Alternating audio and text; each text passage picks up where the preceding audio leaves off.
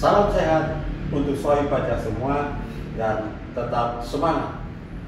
Jumpa lagi dalam podcast DR Consultant, Dokterja Masalah Perpajakan. Saya Dedi Rudaedi, ditemani oleh sahabat karib saya, Pak Rida Handar. Selamat untuk teman sohib pajak semua.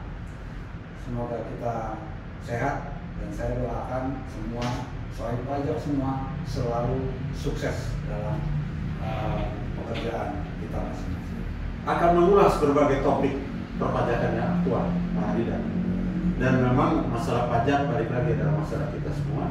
Ya. Dan podcast kita berupaya untuk membuka wawasan atas permasalahan perpajakan, sekaligus kita mencoba memberikan alternatif pemecahan. Ya. Topik kali ini memang kayaknya agak ngeri-ngeri sedap. Agak ngeri-ngeri sedap kenapa? Karena kita berbicara tentang hal yang lain, yaitu pengawasan. Nah, jadi tapi kan para sohib pajak mesti kemudian bertanya, kok kenapa sih cerita tentang pengawasan? Sebetulnya pengawasan ini adalah sebetulnya konsekuensi logis dari kita berbicara tentang sistem self-assessment yang sudah kita bahas di podcast sebelumnya. Ya, jadi konsekuensi logis daripada penerapan sistem self-assessment di mana para wajib pajak, para sohib pajak, dan masyarakat, para wajib pajak diberikan kewenangan, kan gitu ya, untuk mendaftarkan, kan gitu ya, untuk menghitung, memperhitungkan, lalu membayar dan segera melaporkan pajaknya. Kepercayaan penuh itu diberikan oleh direktur. Nah, tapi kan di lain sisi, di other side of coin, kan kalau pakai bahasa kerennya kan gitu, harus ada fungsi pengawasan. Yaitu di mana fungsi pengawasan ini tugasnya atau dilakukan oleh direktur tindak pajak itu adalah untuk bagaimana kemudian para wajib pajak, para sohib pajak itu mematuhi ketentuan peraturan perundang-undangan. Ya, kan gitu ya? Kira-kira. Nah, dalam praktek kita, kalau fungsi pengawasan itu kan ada berbagai cara, ada beberapa kegiatan yang bisa dilakukan oleh direktur dalam rangka pengawasan dan klarifikasi yang smooth saja, yang enteng-enteng aja lah, himbauan, klarifikasi. Yang lebih berat lagi kan kalau sudah ke pemeriksaan, kan bukti permulaan, ke pendidikan bahkan, kan begitu ya. Tapi itulah mungkin terlalu berat kita bicara, atau mungkin harus satu topik sendiri. Nah, kita yang ringan-ringan dulu lah di aspek pengawasan. Nah, kira-kira apa yang sebetulnya mungkin Pak Rida waktu zaman masih aktif lah gitu. Kira-kira gimana sih pengawasan ini dilakukan oleh direktur tindak pajak, sehingga seolah-olah ada kesan yang seakan-akan di masyarakat ini menjadi tidak menjadi minor gitu terhadap fungsi pengawasan tindak pajak, sehingga ada kesan bahwa sudahlah pokoknya itu lagi yang diperiksa, itu lagi yang diawasi. Nah, tapi kan mungkin masyarakat juga ingin paham, ingin tahu lah bagaimana sebetulnya fungsi pengawasan ini dilakukan oleh direktur. Betul, Pak. Jadi gini, Pak, kalau dari kita bicara masalah pengawasan itu kan bagian dari sistem self-assessment tadi yang Bapak bilang. Kalau kita bicara zaman dulu, waktu masa-masa masih manual, belum ada sistem diterapkan oleh BJP, yang memang BP yang kelihatan aja di depan mata itu yang menjadi lebih menjadi perhatian, ya kan? Karena yang di depan mata kelihatan, itulah yang diawasi. Ya, pengawasannya ke yang itu aja. Jadi mungkin banyak efek-efek yang negatif terjadi dalam kenyataannya di lapangan. Dulu tuh ada stigma yang namanya berburu di kebun binatang, kan gitu ya? Gitu, Pak, berburu. Nah, ini kan langkah-langkah terus dilakukan oleh direktur jenderal pajak, kelihatannya memang nggak lagi kita harus melakukan hal-hal yang demikian. Jadi harus sudah lebih luas lagi nih, cara-caranya harus lebih sistematis. Apalagi kalau dipandang dari sisi good governance kan gitu Pak. Nah sekarang good governance memang harus diterapkan di setiap instansi pemerintah kita ini, dan itu ya Pak ya. Nah dengan sistem yang udah dibangun sekarang, memang pengawasan sudah menjadi hal yang bisa menyeluruh. Jadi tidak lagi hanya orang yang kelihatan di depan mata. Nah, dibangunlah sistem yang namanya di DJP itu ada namanya CRM, ya, Compliance Risk Management. Nah, gimana sih Compliance Risk Management itu sebetulnya? Jadi setiap wajib pajak yang terdaftar maupun yang tidak terdaftar tapi ada potensi perpajakan dengan transaksi data yang ada, itu masuk di dalam compliance risk management. Jadi data-datanya ini sudah diolah, kemudian masuk di dalam compliance risk management. Nah, di situ nanti Pak memang ada namanya apa ya istilahnya dashboard atau ada 9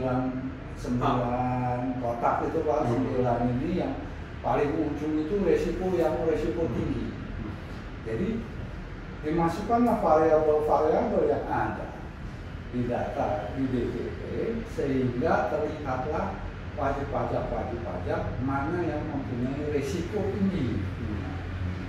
Jadi pengawasannya sekarang ini bukan lagi hanya sekedar apa yang terlihat di depan mata atau dari laporan SPT gitu Pak. Jadi udah seluruh variabel diperhitungkan, termasuk komponen-komponen pelaporan di dalam SPT.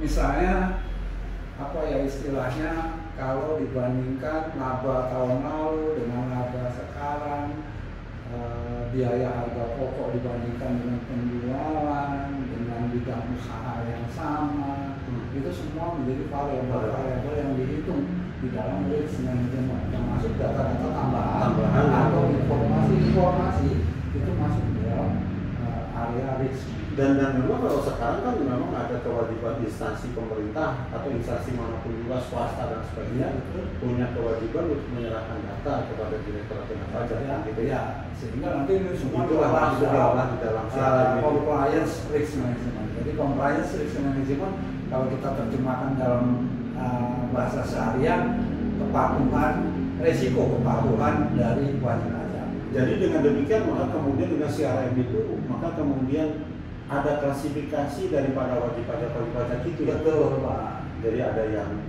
patuh. Jadi begitu dilihat risk yang tinggi, ini risk yang tinggi masuk dari kriteria mereka harus dilakukan pemeriksaan, atau mereka bisa dilakukan karena ada tindak pidana, bisa masuk potensi ada tindak pidana, ada potensi tindak pidana masuk ke bukti permulaan dan kemudian penyidikan.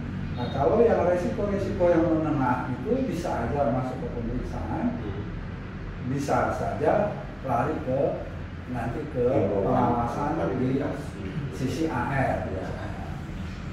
Ada lagi yang resiko rendah. Resiko rendah ini ya nanti bisa klarifikasi atau himbauan melalui kantor representatif. Jadi gitu.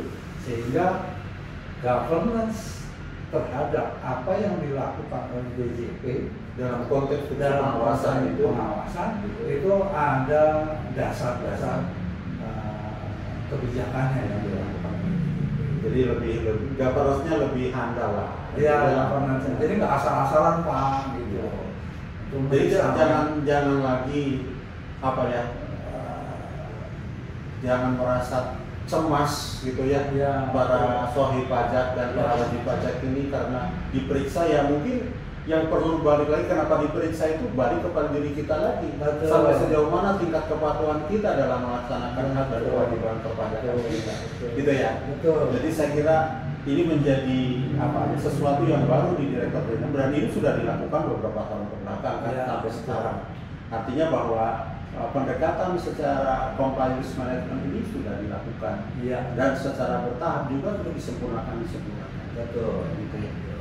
Nah, oke, itulah kira-kira gambaran. Jadi akhirnya kita bisa memahami bahwa mana yang kemudian wajib pajak yang dianggap berisiko tinggi, sehingga tindakan pengawasan juga tindakan pengawasan seperti pemeriksaan, bahan bukti permulaan atau bahkan kepenyidikan, gitu. Tapi ada wajib pajak yang memang tingkat kepatuhannya berisikonya rendah, artinya memang sudah patuh. Tapi ada 1-2 data mungkin kan begitu ya, yang perlu diklarifikasi, perlu diminta penjelasan kepada wajib pajak, dan kemudian akhirnya itulah disebut dengan himbauan. Dan itu biasanya dilakukan oleh para representatif. Sekarang istilahnya mungkin soal pajak semua udah mulai mengenal gitu loh, tapi ada yang belum kenal istilahnya sekarang SP2DK, surat permintaan penjelasan atas data dan atau keterangan. Jadi nanti istilah dulu himbauan, klarifikasi, sekarang istilahnya adalah SP2DK. Nah, ya jujur juga lah kalau kita mau mengatakan bahwa apapun juga yang namanya surat, yang namanya pakai kop data kan gitu ya, sudah langsung aja jantung kita kan gitu. Apalagi kalau dalam apa ini kan gitu. Kalau dari sisi pengawasan. Dari sisi pengawasan kan gitu. Tapi sebetulnya tidak usah kemudian kita cemas juga ya kan gitu ya. Tidak usah cemas, dan mungkin ini sebetulnya SP2DK itu adalah fungsi pengawasan Direktorat Jenderal Pajak yang paling soft kan gitu ya. Paling ringan. Jadi manusia itu nggak ada yang sempurna, Pak. Dalam membuat laporan pun dari sisi perpajakan pasti ada salah-salahnya. Entah itu salah ngutip, entah itu salah masukin rekening di salah satu rekening di di pembukuan mereka, salah masukin, salah nama aja mungkin jadi masalah gitu Pak. Ya nanti kalau representatif lihat bahwa ini ada pemungutan yang harus dilakukan oleh wajib pajak, padahal karena salah nama rekening aja. Nah kemungkinan juga begitu terjadi Pak, begitu terjadi. Jadi hal-hal yang kecil yang mungkin bisa, tapi jadi makanya tidak usah kemudian kita cemas. Makanya kemudian sekarang ini sudah diatur juga kan Pak Ida ya. Diatur bagaimana kemudian tahapan-tahapan kegiatan klarifikasi ini kan oleh teman-teman kita di Direktorat Jenderal Pajak ya. Ada tahapan persiapan dulu ya kan, lalu nanti disampaikan surat SP2DK tadi ya kan, lalu ada tahapan berikutnya yang mungkin nanti waktunya kita nanggapi.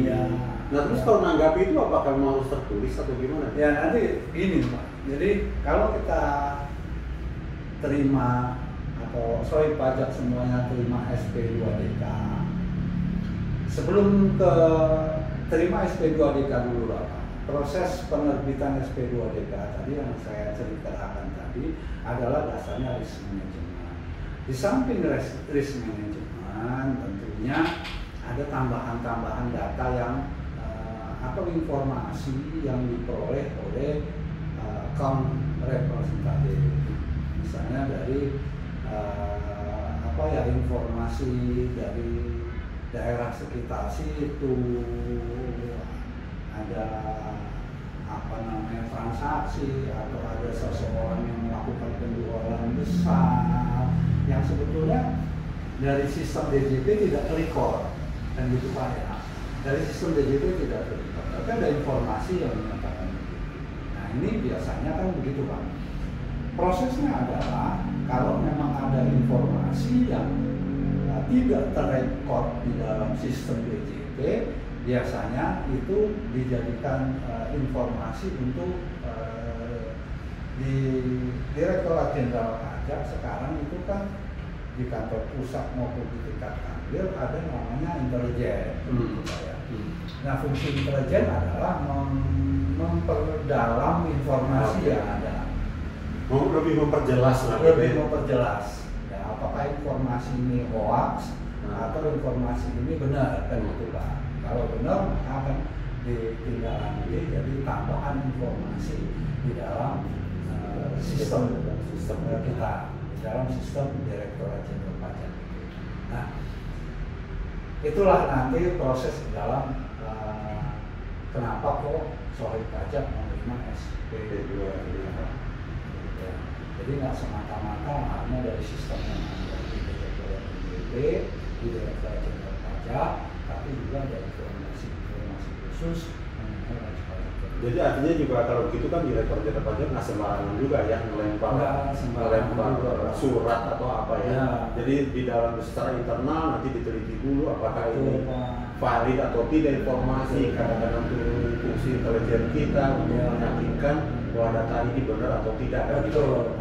Oke. Nah sekarang begitu SP2DK terus ngapain sih soal pajak kalau terima SP2DK kan gitu Pak ya?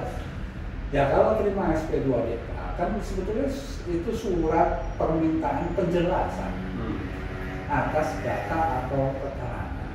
Intinya sebetulnya itu sama juga ingin adanya klarifikasi. Ya. Klarifikasi atas data atau keterangan. Sesimpel itu sebetulnya. Simpel, cuman bikin deg-degan aja. Simpel. Sebetulnya simpel, cuman bikin deg-degan gitu aja kan gitu Pak ya.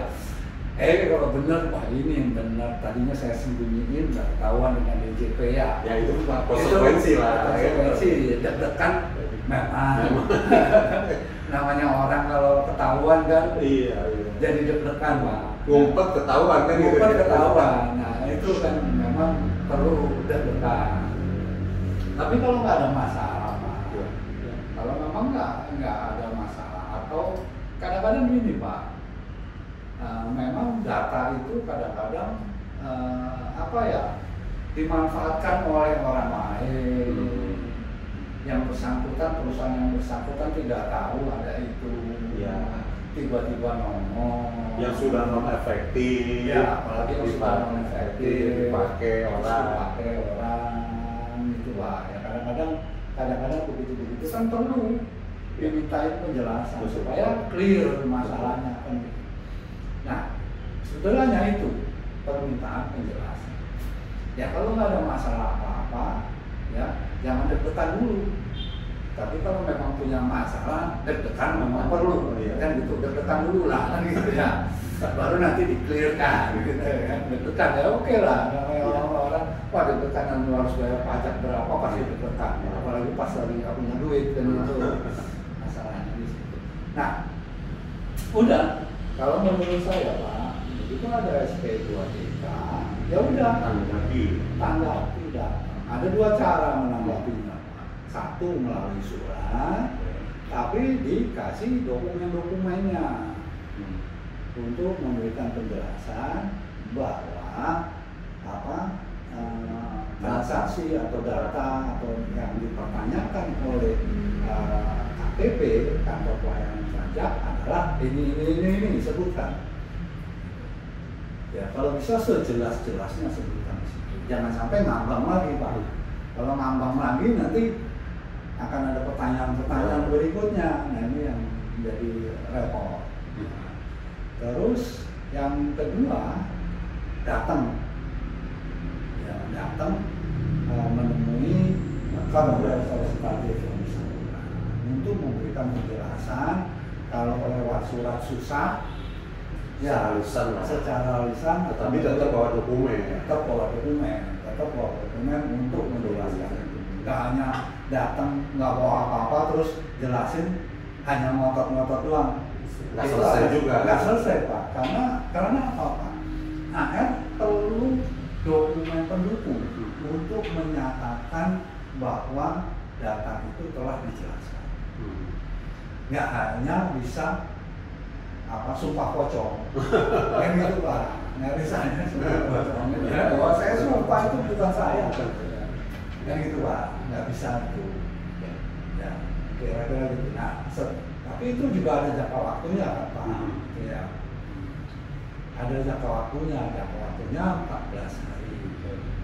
Begitu ya. Nah kalau saya gini lah, misalnya dapat SP2DK, terus setelah 14 hari itu saya nggak respon apa-apa, udah diam aja, gimana? Iya, jadi gini, jadi wajib pajak yang jadi wajib pajak itu memang dikasih kesempatan 14 hari untuk menanggapi, memberikan penjelasan. Nah, dalam 14 hari kalau nggak ada tanggapan, nggak ada surat tanggapan, nggak ada apa namanya respon pokoknya lah, itu memang masih dikasih kesempatan 14 hari lagi untuk merespon itu. Jadi mungkin dapat surat lagi, itu istilahnya kita mengingatkan atau mengingatkan bahwa Anda telah tidak 14 hari tidak dijawab, Anda dikasih waktu perpanjangan 14 hari itu. Atau bisa aja datang karena belum punya dokumen, datang minta diperpanjang 14 hari karena dokumennya masih perlu dicari atau apa, bisa juga Pak. Nah, tapi tetap semuanya harus berdasarkan dokumen. Oke, tapi kan bisa juga si AR itu datang yang mengunjungi. Ya, kalau 14 hari nggak ini juga bisa AR langsung melakukan visit kepada wajib pajak. Bisa visit itu melihat atau memberikan perpanjangan, misalnya dikasih waktu. Nah, di situ ada datang kira-kira visit itu AR bisa. Nah, kalau misalnya kemudian masalahnya data itu tidak bisa diklarifikasi, tidak bisa diklarifikasi oleh si seorang wajib pajak aja. What next gitu kan kira-kira itu Pak. Jadi nah ini kalau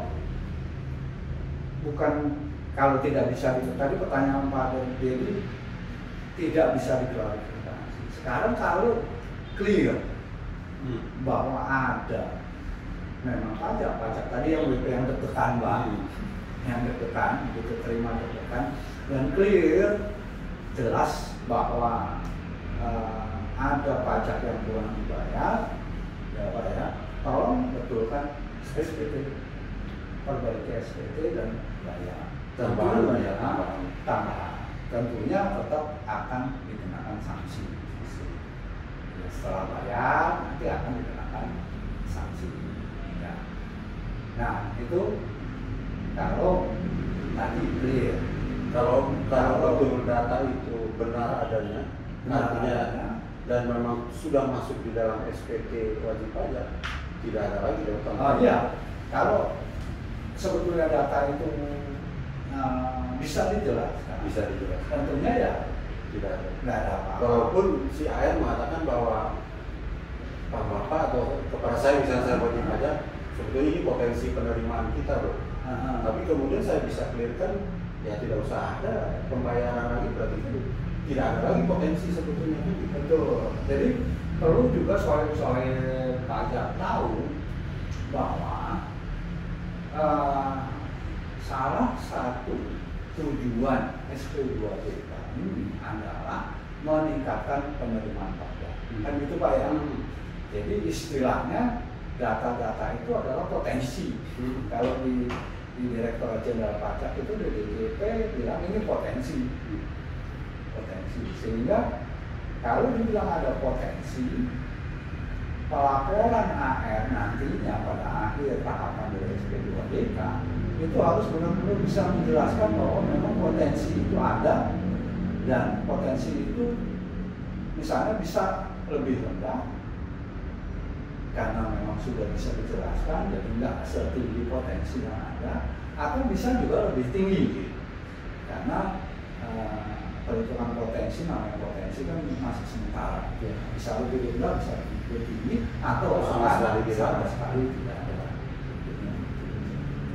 Kalau tidak bisa diklarifikasi tadi. Nah, kalau tidak bisa diklarifikasi, inilah yang bikin dispute nih Pak. Kalau tidak bisa diklarifikasi, BP tidak bisa mengklarifikasi, misalnya gini. Contohnya lah ya Pak ya. Ada orang menggunakan pakai saya, misalnya saya perusahaan saya atau NPWP saya itu dipakai oleh orang lain bertransaksi, untuk dipakai oleh orang lain untuk bertransaksi. Saya kan buktinya gimana? Nggak ada. Ya, sulit kan saya membuktikan bahwa itu dipakai oleh orang lain, gitu Pak ya. Nah, ini kan BJP juga harus bisa benar nggak sih, begitu Pak ya. Harus berpikir juga benar nggak sih ini memang bukan dia yang bertransaksi, gitu Pak. Kalau jawabannya oh ini bukan transaksi saya, nah harus dibuktikan oleh wajib pajak bahwa apa dokumen-dokumennya, tanda tangannya misalnya Pak, tanda tangannya nggak sama, koknya atau tulisannya atau bentuk bentuk transaksinya, itu yang harusnya bisa dicoba dijelaskan. Tapi jangan bilang wah itu bukan saya punya. Harusnya wajib pajak juga memberikan gambaran yang lebih jelas, sehingga dari gambaran-gambaran yang lebih jelas itu dengan data-data yang ada di wajib pajak bisa ditulis atau bisa menjadi dasar untuk AR membuat laporan dan ini dugaannya siapa penggunanya. Nah ini nanti tugas BJP berikutnya kan gitu ya Pak. Tapi itu di lapangan bisa ada terjadi begitu ya? Bisa, kemungkinan bisa. Nah ini yang lucu Pak. Yang lucu kan begini Pak, yang susahnya data dari pihak ketiga yang diterima oleh BJP ya Pak ya, itu kadang-kadang misalnya menggunakan KTP orang lain, itu Pak ya. Orang itu nggak tahu sama sekali bahwa KTP-nya dipakai. Totonya dia bertransaksi di luar. Bertransaksi saya nggak menyebutkan data dari mana itu yang masih menggunakan KTP orang lain. Jadi setelah di SP2DK yang bersangkutan bingung Pak. Terus dia mau klarifikasi siapa yang pakai, nggak tahu juga. Nah itu sering terjadi. Nah sebetulnya kalau saya Pak, AR itu cukup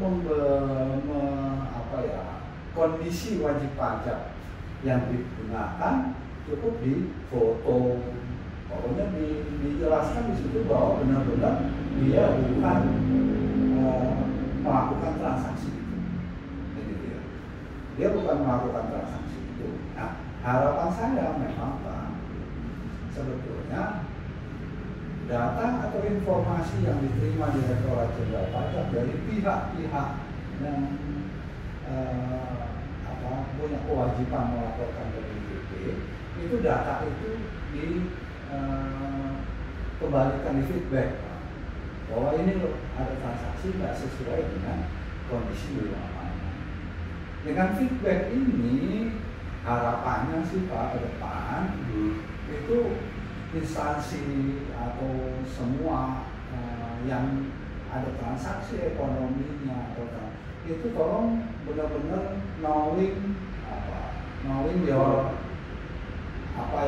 client atau your customer itu harus terus di ini Pak. Jadi kalau dapat transaksi terus dikasih KTP, benar atau enggaknya kan harus diyakini benar Pak. Sehingga data transaksi yang ada di Indonesia ini itu semua akan lebih baik, mencerminkan keadaan yang sebenarnya. Ini dampaknya besar sekali terhadap perekonomian di Indonesia ini kalau memang semua melakukannya dengan baik dan benar, dengan good governance yang selalu dijaga. Jadi juga di lain sisi juga memang kita ini lah para wajib pajak juga memang kita harus mewaspadai bahwa jangan sampai kita punya NPWP, kita punya KTP digunakan oleh orang-orang yang tidak bertanggung jawab supaya tidak kemudian muncul masalah-masalah semacam ini. Jadi HR-nya menjadi pusing, lalu kita juga pusing ya kan, karena sama-sama tidak bisa menjelaskan, ya kan, sehingga mungkin ini yang perlu dan bisa kemudian nanti urusannya sampai ke pemeriksaan dan bukti permulaan. Oh iya, iya kan begitu ya. Ya jadi Pak Rida, kita sudah mulai memahami lah ya bagaimana sebetulnya ini kan baru satu tahapan atau satu bagian dari cerita pengawasan dan himbauan kan ya, itu klarifikasi SP2DK. Jadi kan kesan kita kan di lapangan sekarang, jadi suka dengar lah omongan, obrolan, walaupun ini tidak mencerminkan gambaran untuk seluruhnya ya. Tapi bahwa kalau SP2DK itu kan katanya kalau sudah kepala KPP atau AR nggak respect, nggak senang sama salah satu itu ya udah keluarkan aja SP2DK. Jadi nggak mungkin lagi dong. Jadi sebab dasarnya terbitnya SP2DK tentu kan ada pengolahan data tadi, ada apa sehingga dasarnya itu kan. Jadi semua ada dasar. Jadi pengawasan dan pelaporan dari SP2DK ini benar-benar sangat dijaga oleh DJP. Yang selektif juga kan ya. Selektif. Jadi dengan apa namanya? Nggak bisa lagi Pak sebetulnya. Oh dendam terus bikinlah informasi mengenai wajib pajak untuk menambah di dalam kriteria supaya wajib pajak ini masuk dalam SP2DK kan gitu Pak ya. Nah, udah nggak zamannya udah nggak sana lagi. Kalau dulu ya mungkin dan gitu Pak ya. Tapi sekarang udah sejak tahun berapa udah sulit untuk melakukan hal-hal yang begitu. Jadi enggak lah kalau dikirimin SP2DK. Nah cuma mungkin Bapak mau tanya itu tadi apa? Yang beberapa kali itu. Iya. Jadi tapi kan ini di lapangan ini benar-benar terjadi loh Pak Rida, bahwa kok ada BP kemudian dapat SP2DK ini berkali-kali. Iya. Nah ini gimana ya? Maksud saya ya ini nggak tahu lah. Mohon maaf nih kalau Bapak ikut di DJP agak kaget. Maksud saya ya ini fakta kan gitu ya. Ini fakta. Jadi fakta ya mari kita sama-sama di sisi mana yang memang harus kita perbaiki. Ya. Itu kan kalau sudah seperti saya udah di luar garis terus satu SP2DK datang ke tempat saya udah deg-degan. Apalagi dua, tiga gitu kan deg-degannya bertambah. Betul. Bisa-bisa jantungan kayak gitu ya. Gimana tuh Pak? Jadi gini, kalau kita baca di internet itu Pak ya, memang produksi SP2DK oleh DJP ini cukup banyak. Ada 2 juta sekian kalau nggak salah. Seluruh Indonesia itu? Seluruh tahun 2021 kalau nggak salah. Jadi apa ya? Problemnya ada.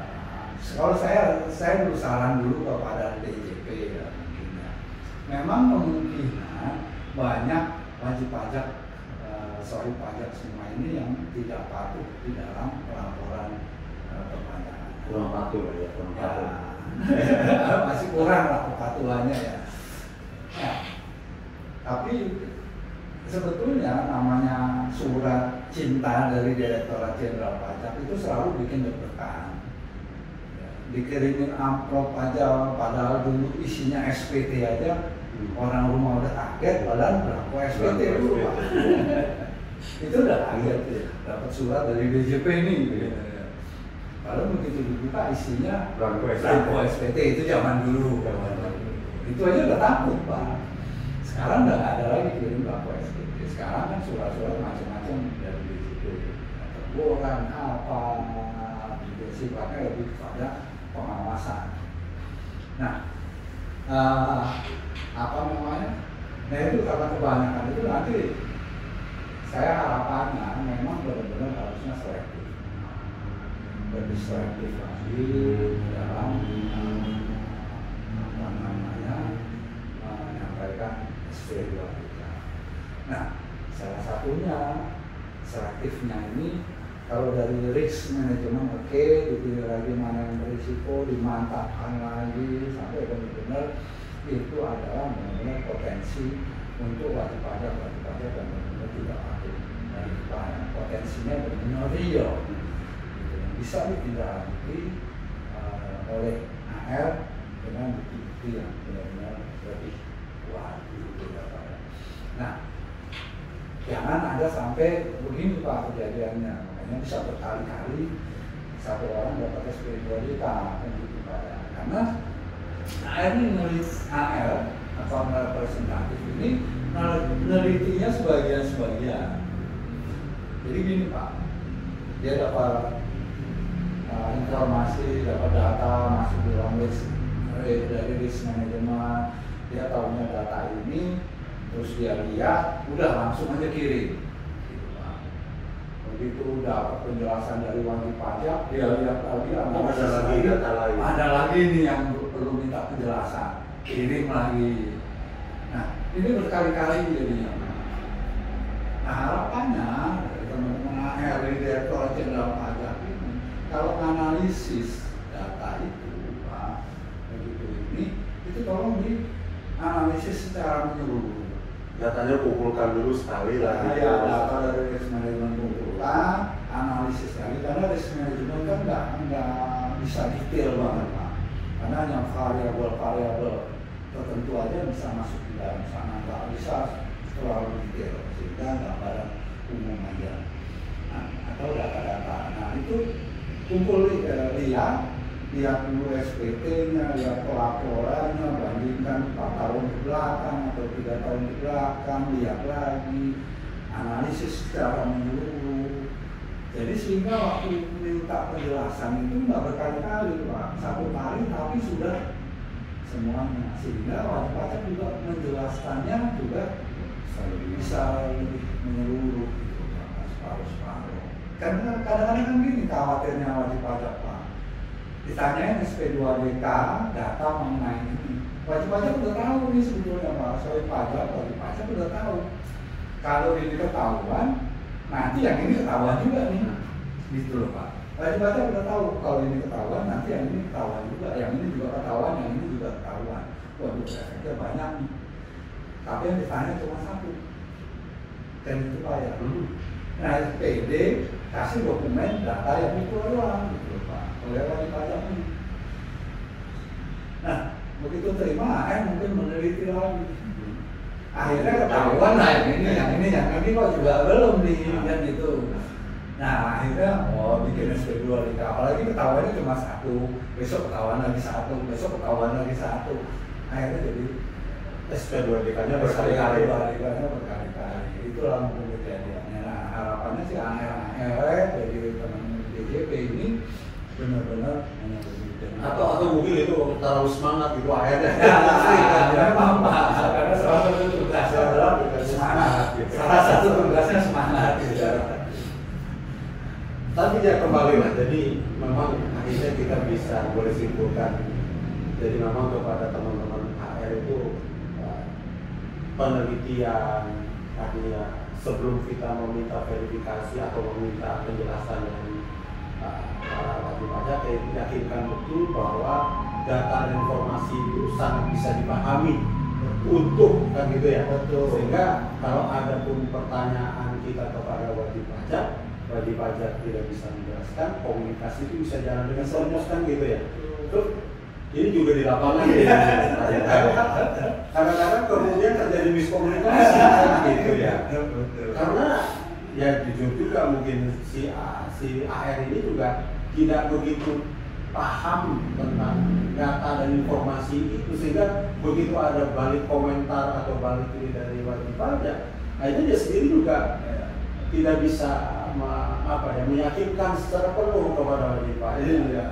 Kan gitu ya. Betul. Jadi pada saat dibahas pada saat diminta penjelasan. Nah ini gimana nih Pak? Memang ada sesuatu yang perlu ada perbaikan memang. Satu dari kantor pusat Direktorat Jenderal Pajak yang mengelola data.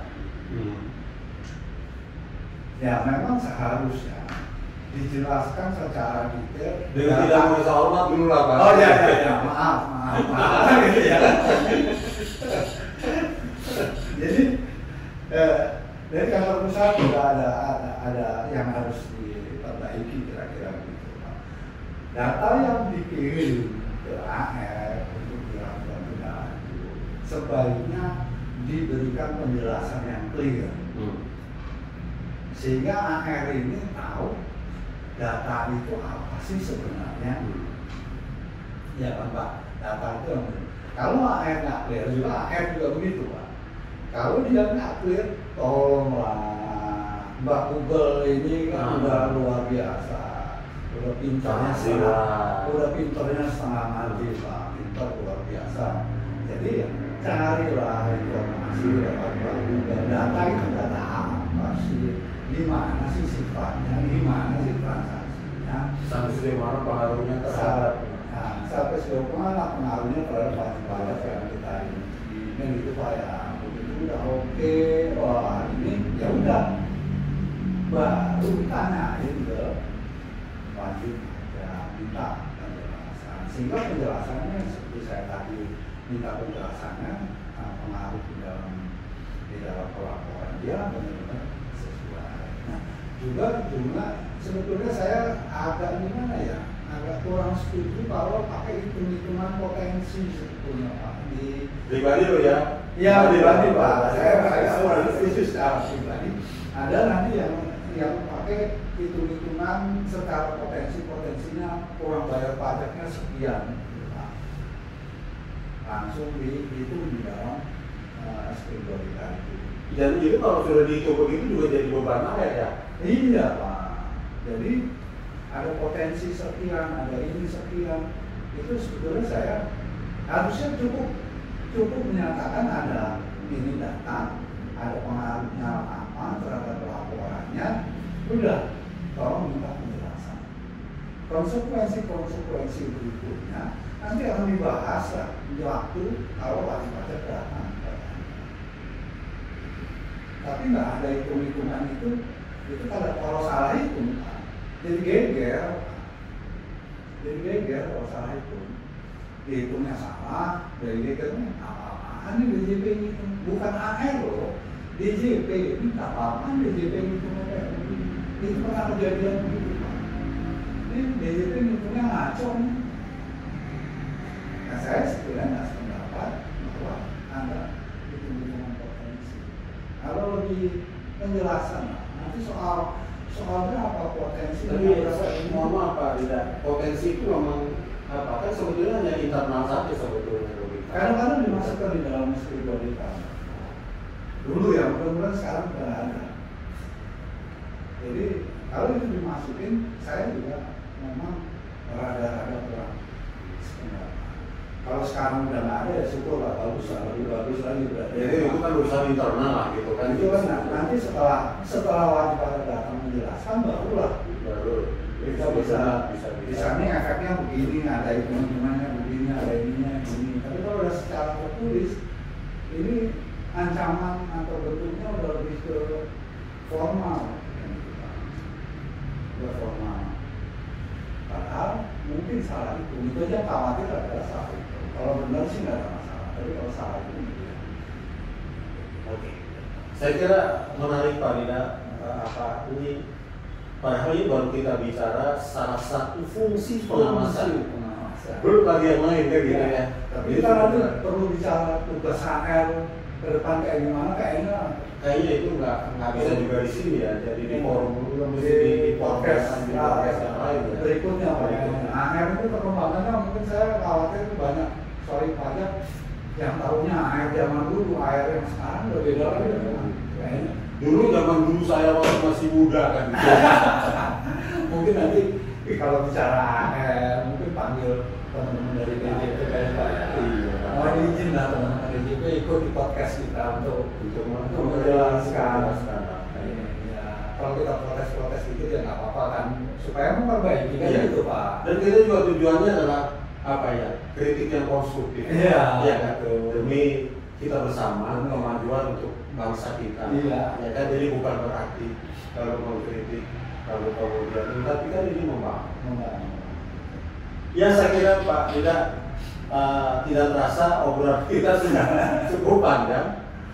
Mudah-mudahan apa yang menjadi materi di podcast kali ini juga bisa memberikan manfaat kepada kita semua, kepada para sohib pajak, juga tidak lupa juga mudah-mudahan ini bagi teman-teman kita di direktur. Iya. Jadi terima kasih. Yang jelas bahwa kalau kita berbicara tentang SP2BK, memang ini adalah bagian daripada tugas fungsi pengawasan dari Direktorat Pajak, dan tidak usah kemudian kita menjadi gagap para wajib pajak, tidak para sohib pajak, tidak usah kemudian kita cemas dengan itu. Sepanjang kita bisa menjelaskannya dengan baik, didukung oleh bukti-bukti dan dokumen-dokumen lengkap, saya kira para atau representatif di Direktorat Pajak juga akan menerimanya dengan berada kan gitu ya, karena memang apa data yang kemudian potensi konversi yang ada di SP2BK tadi itu sebetulnya bisa kita jelaskan, bisa kita buktikan. Tapi ya tadi Pak, sebelum ditutup ada lupa salah satunya, kalau SP2BK nggak dijawab, nggak ditanggapi, juga dikasih kesempatan perpanjang ditanggapi juga, memang akan ada usulan untuk dilakukan pemeriksaan. Jadi resikonya juga kalau pemeriksaan lebih berat dibandingkan dengan menyelesaikan lewat SP2BK. Dan kalau kita bicara sama topik pemeriksaan, itu juga akan dari juga. Khususnya kita bicara pemeriksaan. Tapi wajib pajak, sohib pajak perlu tahu gimana sih pemeriksaan itu sebenarnya. Baik, saya kira kita cukup sekian, dan tidak lupa kami tetap meminta komentar, saran, masukan untuk podcast ini, dan mudah-mudahan podcast ini akan semakin menarik dan semakin baik di kemudian hari. Demikian, salam sehat dan tetap semangat. Salam sehat, sohib pajak semua.